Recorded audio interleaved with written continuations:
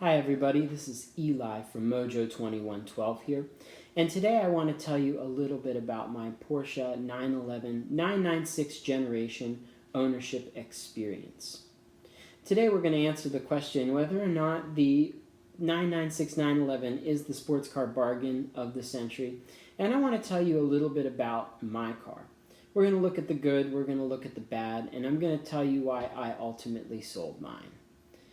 Now, I had my 911 for about a year, and I purchased it back in 2017. Here are the specs on mine. Mine was a 2002 Carrera convertible. It was silver with black interior and a 6-speed manual transmission. It had the 3.6 liter flat 6-cylinder motor that put out about 320 horsepower. And when I bought it, it had about 65,000 miles on it, and I paid about $21,000 for it, just shy of $21,000. I'm going to go ahead and show you some footage of mine, and then we're going to talk a little bit about my ownership experience.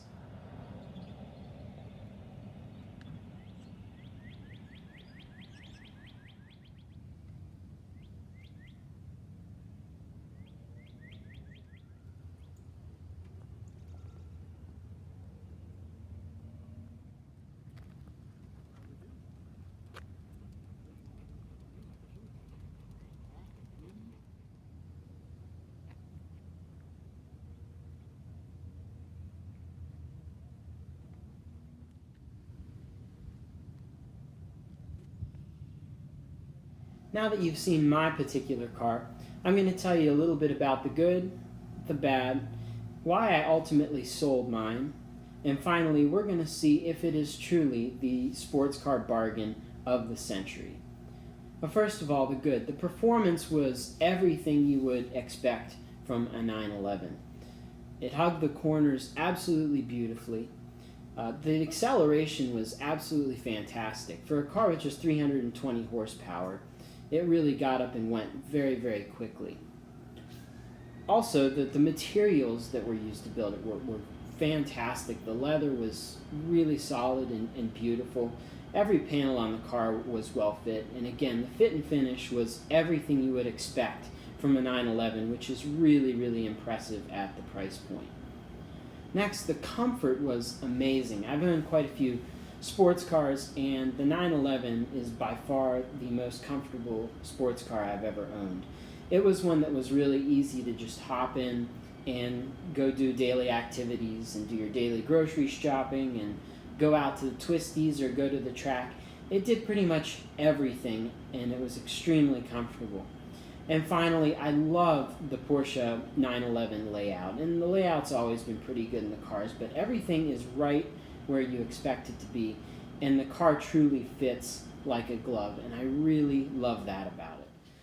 Now let's talk a little bit about the bad and why I ultimately sold the car, and then we're going to see if it's really worth owning a 996 911. First of all, of course, the headlights are something a lot of people really dislike about the 996 generation. And I have to admit, the headlights weren't my favorite either. I definitely prefer the look of the traditional round 911 headlights. But the headlight shape was definitely not a deal breaker for me. Also, some parts of the interior were definitely a little bit dated, but you can't fault it too much for that because it is almost a 20-year-old car. But mine did still have a tape deck in it. Now, the biggest downside to owning mine was I had a lot of reliability issues, and I'm going to tell you about a couple of those.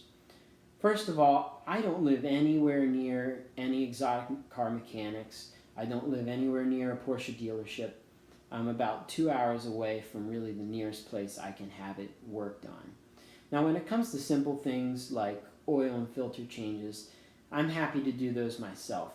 But the issues I had were a little bit bigger than that. The first problem I came across was a window sensor malfunction. So in the 911, when you open the door, the window cracks down ever so slightly, and then when you close the door, it goes right back up to form a good seal there. And in mine, I'd pull the door open and the window would go down, but then it would pop back up before I even closed the door. So I would have to try and position the handle perfectly before shutting the door, and then I'd have to let it go at just the right time, or the window would go crazy and I'd worry something else was going to break. So that was a problem that I definitely had to get solved. So I had to drive it all the way up 2 hours to Pittsburgh, have it fixed, went back up another day, picked it up, and brought it home. And $700 later, the problem was fixed. I ended up having a couple other similar problems, but then the biggest issue I had, mind you, this all happened within a span of about 10,000 miles in 1 year of ownership. The biggest issue I had was that the car was losing oil like crazy. Especially if I would let it sit for a few days. When I would start it up, there'd be a big cloud of blue smoke out the back. So, of course, I knew that seals were going bad and the engine was likely going to need to be rebuilt, and I wasn't looking forward to the cost of that. I understand that high-performance cars will often burn a little bit of oil, but I was adding a quart of oil about every 300 miles, which is definitely way too frequently, even for this car with the flat six.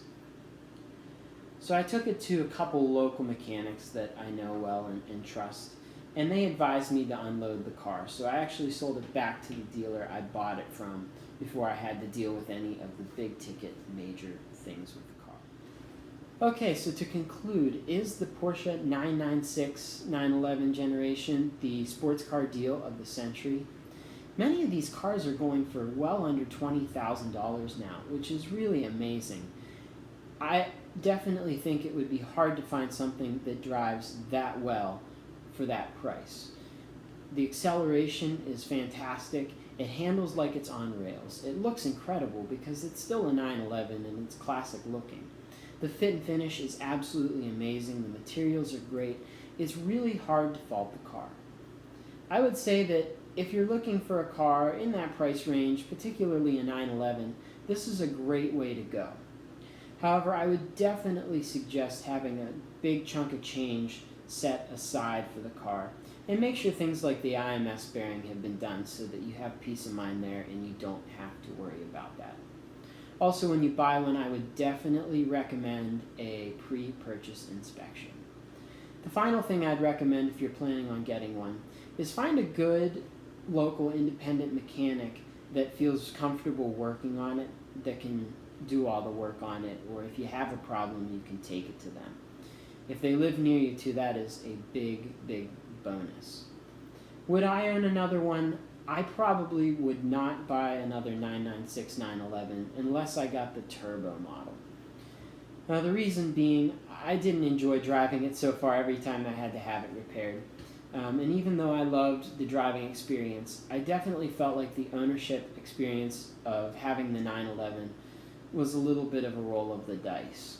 I think that you could get lucky and have an incredibly reliable car, but you could also be like me and have a very unlucky ownership experience and end up having to pay a lot of money and having a lot of headaches in repairs and things. I hope you all enjoyed this video. If you wouldn't mind giving me a thumbs up and subscribing, I would appreciate it. Lots more content on the way. Thanks a lot.